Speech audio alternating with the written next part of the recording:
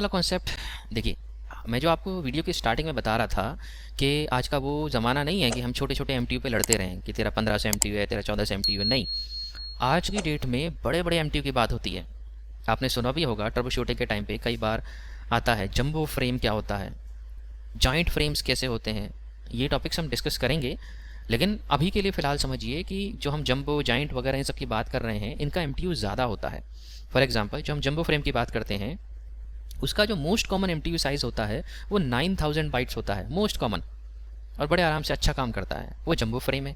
कहीं कहीं पे ऐसी जगह होता है कि ट्रबल शूटिंग अटक जाती है जंबो फ्रेम देखकर, पूरे टैग फ्लोर पे हंगामा हो जाता है, अरे यार जंबो फ्रेम आ गया यार, कैसे ट्रबल शूट करूँ। ऐसा भी होता है, ठीक है, क्योंकि हमें 1500 बाइट्स की आदत पड़ गई है ना वो एमटीयू की। तो बस वही है, 9000 बाइट्स देखकर हम हैरान हो जाते हैं। अभी थोड़े टाइम बस रुक जाइए, अभी जो चल रहा है वो इंटरनेट 1 चल रहा है। इंटरनेट 2 जो कि ऑलरेडी स्टार्ट हो चुका है, उसके अंदर 64K मतलब 64,000 तक का एमटीयू होगा। तब कहाँ तक ट्रबल शूटिंग रोकोगे भाई, ट्रबल शूटिंग तो तब भी करनी है। तो इसीलिए अब देखिए, हम जब बात करते हैं ये लार्ज एमटीयू और स्मॉल एमटीयू की, अब हम इन दोनों के बीच में थोड़ा समझ लेते हैं क्या डिफरेंसेस है, क्या फ़ायदे हैं, क्या नहीं। अब देखिए, समझ में तो आता है कि एक लार्ज एमटीयू है, एक स्मॉल एमटीयू है, पर हमें ज़रूरत किसकी कहाँ पे पड़ती है, क्या फ़ायदे हैं, क्या नुकसान है, हम इसमें देखते हैं। देखिए, जो लार्ज एमटीयू होता है वो लेस ओवरहेड होता है, मतलब उसमें टेंशन थोड़ी कम होती है। अब टेंशन कम कैसे है, अब आप खुद समझिए। जैसे मान लीजिए आप किसी से चैट कर रहे हैं, एक नॉर्मल सा एग्जांपल लीजिए, आप किसी से चैट कर रहे हैं, वो आपको मैसेज भेज रहा है, ठीक है। एक मैसेज में भेजा उसने हाय, दूसरे मैसेज में भेज दिया, नाम भेज दिया अरुण, तीसरे मैसेज में भेज दिया हाउ, चौथे में भेज दिया आर, पांचवें में भेज दिया यू, ठीक है। आप यहाँ तक देख लोगे, अगला मैसेज जब भेजेगा तो आप पक्का उसे गाली दोगे, अबे फालतू बैठा हूँ क्या मैं, एक बार टाइप करके नहीं भेज सकता, ये क्या ड्रामा लगा रखा है, हाय ये अरुण वो हाउ, एक बार टाइप करके नहीं भेजा जा सकता तेरे से। तो एक्चुअल में यही कहानी लार्ज एमटीयू और स्मॉल एमटीयू वाली होती है। ये जो हम स्मॉल एमटीयू की बात कर रहे हैं वो ये है, इस तरह की चैट जो हमें इरिटेट कर देती है, वो छोटे छोटे पीसेज में आ रही है, वो ऑपरेटिंग सिस्टम को भी इरिटेट कर देती है, वो राउटर्स को भी इरिटेट करती है, जो भी हॉप्स और डेस्टिनेशन बीच में आ रहे हैं वो सबको इरिटेट करती है। पर काम चला रहे हैं ना अब तक, आप भी थोड़ा ऐसी ऐसी चैट को बर्दाश्त कर लिया करो, ऐसे ऐसे नमूने दोस्तों को आप भी थोड़ा हैंडल कर लिया करो। होते हैं भाई, हर तरह की वैरायटी होती है। अभी लार्ज एमटीयू जो है, अब ये क्या है लार्ज एमटीयू, आप सिंपल समझिए, इसने पूरा एक मैसेज टाइप करा हाय अरुण हाउ आर यू, और उसके बाद सीधा एंटर मारा। अच्छा लगेगा ना उसको देखकर, आप भी सीधा बोलोगे आई एम फाइन भाई, आप कैसे हो, है ना। तो ठीक वो है लार्ज एमटीयू वाला एग्जाम्पल। अब इस अगर एग्जाम्पल को आप ध्यान रखोगे तो आपको इनके बीच में डिफरेंसेस बिल्कुल क्रिस्टल क्लियर हो जाएंगे। लार्ज एमटीयू होगा उसमें लेस ओवरहेड होगा, ठीक है, टेंशन कम होगी। क्यों, क्योंकि ये तो सिर्फ चैट वाली बात है, आपको दिख रहा है नॉर्मल चैट चल रही है। लेकिन जब हम एमटीयू की बात करते हैं तो हर किसी के अंदर IP plus TCP header add होगा, इस पे भी आईपी टीसीपी होगा, इस पे भी हेडर होगा, इस पे भी हेडर होगा, इस पे भी हेडर होगा, इस पे भी हेडर होगा, हर किसी पर। जब हम इस हेडर की बात करते हैं तो इसी को हम बोलते हैं ओवरहेड, यानी कि जो मैंडेटरी लगना ही लगना है। डेटा हमारा ये है, ये जो हम भेज रहे हैं ये डेटा है, ये जो है ये सारा ओवरहेड है, और मजबूरी में हमें लगाना ही लगाना है क्योंकि हमें ओएसआई लेयर को फॉलो करना है, ठीक है। हम ओएसआई को फॉलो करते हैं, हर किसी का हेडर लेयर बाय लेयर हम लगाते चले जाते हैं, तो ये ओवरहेड है हमारे लिए। अगर हमने इसी की जगह पे सीधा एक हाय अरुण हाउ आर यू करके हमने एक पूरा मैसेज एक साथ भेजा होता तो उसके ऊपर सिंपल एक टीसीपी हेडर लगता और एक आईपी हेडर लगता। आप समझ रहे हैं, हर एक छोटे छोटे के साथ टीसीपी और आईपी लगाने से अच्छा हम पूरा एक मैसेज करते और एक टीसीपी हेडर एक आईपी हेडर, हर कोई खुश रहता, बड़े आराम से काम चलता। तो इसी वजह से जो लार्ज एमटीयू है उसमें लेस ओवरहेड होता है, क्यों, सिर्फ एक हेडर लगेगा बड़े आराम से, टीसी प्लस आईपी हेडर। ये जो स्मॉलर एमटीयू है इसमें ओवरहेड ज़्यादा है, आपको समझ में आ गया, हर किसी में उसके साथ एक एक हेडर लगता जा रहा है, बहुत ज़्यादा टेंशन है यहाँ पे। लेकिन इसका एक घाटा भी है, मोर डिले। अब मोर डिले कैसे है, अब मान लीजिए ये हाय लिखा फिर एंटर मारा, अरुण लिखा फिर एंटर मारा, हाउ लिखा, ऐसे कर कर ये कर रहा है, आपको पता तो है कि हाँ भाई ये कुछ भेज रहा है, आपको आइडिया है, ठीक है। अब यहाँ पर वो बंदा मान लीजिए टाइप कर रहा है, टाइप करने में कुछ सेकंड तो लगाएगा, उतने सेकंड तक आपको नीचे टाइपिंग टाइप का दिखेगा कि ये टाइप तो कुछ कर रहा है, अब पता नहीं कुछ अच्छा लिख रहा है या हमारी मुझे गाली दे रहा है या क्या करना चाह रहा है, वो तो तभी पता चलेगा जब ये मैसेज सामने आएगा, तब तक आपको वेट करना पड़ेगा, यानी कि डिले होगा। इसी वजह से लार्ज एमटीयू वाले केसेस में डिले होता है। आपको समझ में आ गया कॉन्सेप्ट, इस एग्जाम्पल को ध्यान रखेंगे सारा डिफरेंस क्लियर हो जाएगा। जो स्मॉल एमटीयू होते हैं उसमें लेस डिले होता है। ओ भाई ये तो हाय ये अरुण ये सब कुछ करके तुरंत ही भेजे जा रहा है, सेकंड का भी वेट नहीं कर रहा भाई, बिल्कुल वेला बैठा हुआ है, फट देसी एंटर। तो इसलिए यहाँ पे डिले कम है, तुरंत इन्फॉर्मेशन मिलती है, चाहे बकवास इन्फॉर्मेशन है पर इन्फॉर्मेशन मिल रही है, कोई डिले नहीं हो रहा।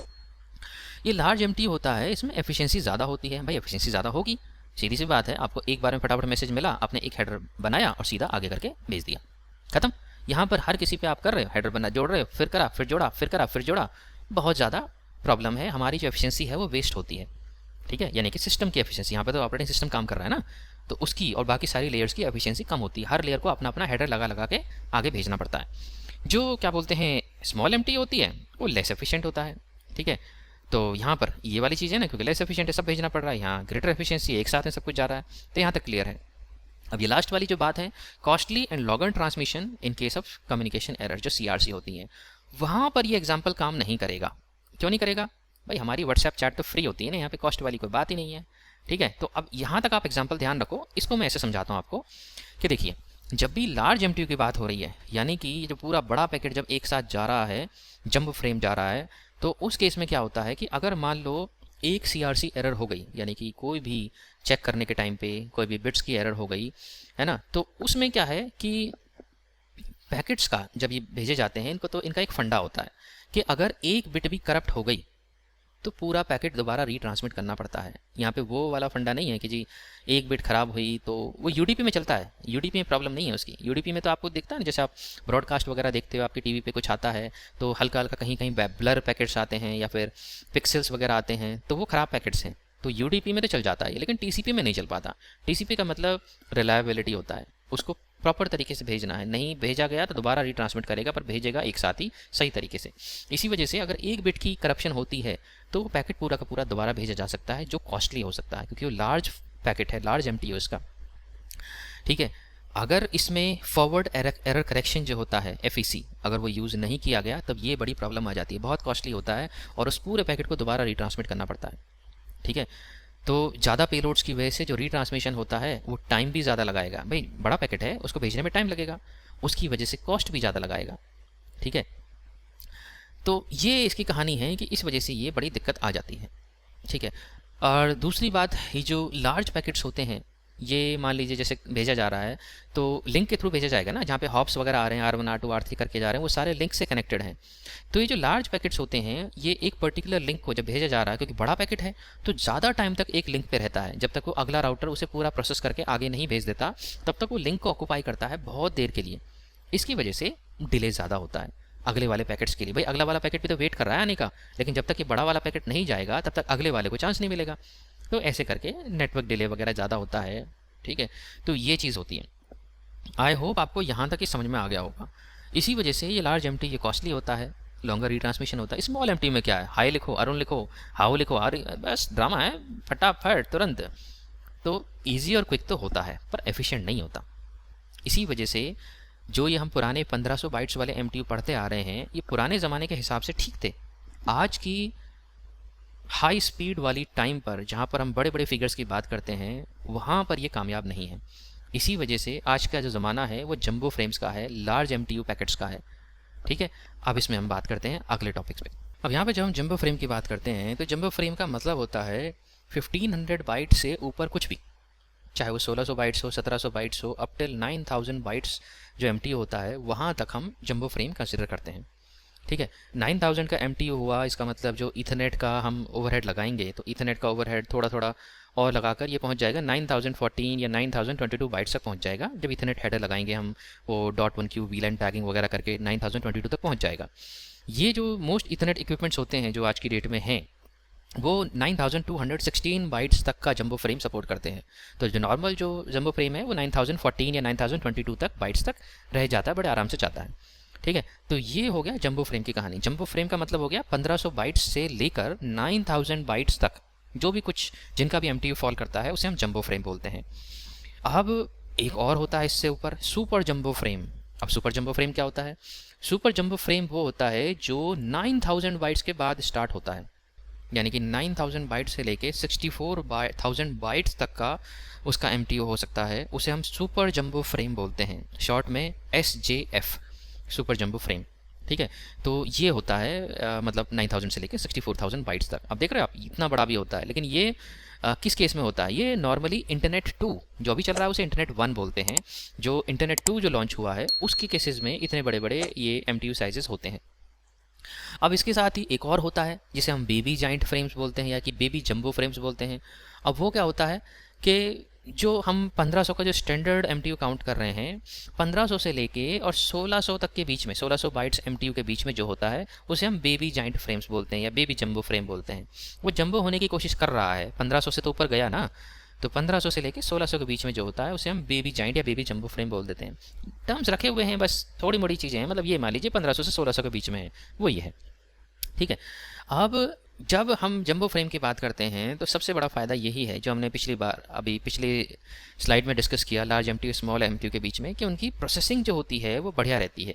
हमारे पास डेटा एक बार में आएगा, बार बार का इंटरप्शन नहीं होता। क्योंकि देखिए, इसकी जो प्रोसेसिंग करनी पड़ती है वो ऑपरेटिंग सिस्टम के CPU को करनी पड़ती है। भाई प्रोसेसिंग का काम तो उसी का होता है, CPU का ही। अब बार बार आप छोटा छोटा फ्रेम दिए जा रहे हैं, हर किसी के अंदर अलग अलग हेडर लगा हुआ है, उसमें इंटरप्शन ज़्यादा होता है। ठीक है। तो CPU का प्रॉपर यूज़ नहीं हो पाता, CPU घिरा रहता है। इससे अच्छा एक बार को पूरा डेटा दो जंबो फ्रेम टाइप का, लेट इट प्रोसेस, उसको आराम से प्रोसेसिंग उसकी करने दो। जब प्रोसेसिंग पूरी हो जाएगी आपको रिजल्ट मिल जाएगा। ओवरहेड कम होता है, ठीक है, और CPU का यूटिलाइजेशन प्रॉपर होता है, ठीक, और नंबर ऑफ़ फ्रेम्स वगैरह सब कुछ एकदम बढ़िया तरीके से चलता है। ठीक। तो इसी वजह से इसकी जो परफॉर्मेंस होती है वो काफ़ी ज़्यादा इंप्रूव हो जाती है। हाँ, थोड़ा बहुत नेटवर्क लेटेंसी देखने को मिलती है, ठीक है, पर्टिकुलरली कहाँ मिलती है? जहाँ पर लो बैंडविड्थ लिंक्स होते हैं, ठीक है, जिनकी कैपेबिलिटी थोड़ी कम है, वहाँ पर मिलती है। अदरवाइज जंबो फ्रेम स्मूथली काम करते हैं आज की डेट में। ठीक है। इसी तरह जब हम ये जो ऊपर की बातें हुई, ये तो हमारी अभी तक IPv4 तक की बातें चल रही थी, यहाँ तक की जो बातें थी, ये फर्स्ट पॉइंट और जो सेकंड पॉइंट है। जब हम IP6 की बात करते हैं, IPv6 जंबो पेलोड की बात करते हैं, जब मैंने स्टार्टिंग में आपको बताया था कि ये जो IP वर्जन 6 का जो हेडर होता है उसमें ये जो डेटा फील्ड होता है पेलोड साइज़ के लिए, इसे 32 बिट फील्ड होता है। यानी कि 2 to the power 32 जब हम करते हैं, 2 to the power 32 जब हमने करा, तो हमें वो करने के बाद आप कैलकुलेटर्स करिए, ये वाली वैल्यू आपके सामने आएगी जो ऑलमोस्ट 4 GB के बराबर है। जब 2 to the power 16 हम कर रहे थे तो हमें ये वाली मिल रही थी 16 करने पे। जब 32 करते हैं तो ये 4.294 ऐसे करके ये वाली वैल्यू आती है, ऑलमोस्ट 4 GB। ये थियोरेटिकल है, पर हाँ IP वर्जन 4 से तो बढ़िया ही है ना, वहाँ तो बेचारा कुछ भी नहीं था। तो यहाँ पे 4 GB MTU तक का भेजा जा सकता है IP वर्जन 6 में, इतनी ज़्यादा कैपेबिलिटी है। इसीलिए हम इसको नॉर्मल डेटाग्राम नहीं कहते, IP वर्जन 4 में इसको डेटाग्राम कहा जाता था, क्योंकि ये जो था वो 65535 बाइट्स तक था। लेकिन जब हम IPv6 की बात करते हैं, भाई ये छोटा मोटा डेटा तो है नहीं 4 GB एक साथ को भेजने के लिए, तो इसीलिए हम इसको जंबोग्राम बोलते हैं। अब लिखा तो ढंग से जाए यार, वो नहीं है ना, अगले हफ्ते तक आ जाएगा मेरा वो पेन टैब, तब सही हो जाएगा। पर आप समझिए इसे जंबोग्राम बोलते हैं क्योंकि इसका साइज़ बहुत ज़्यादा होता है। ठीक है। थियोरेटिकली 4 GB है भाई, आसपास तो होगा कुछ ना कुछ, तो इसीलिए IPv6 में ये जंबो पेलोड होता है। अब हम बात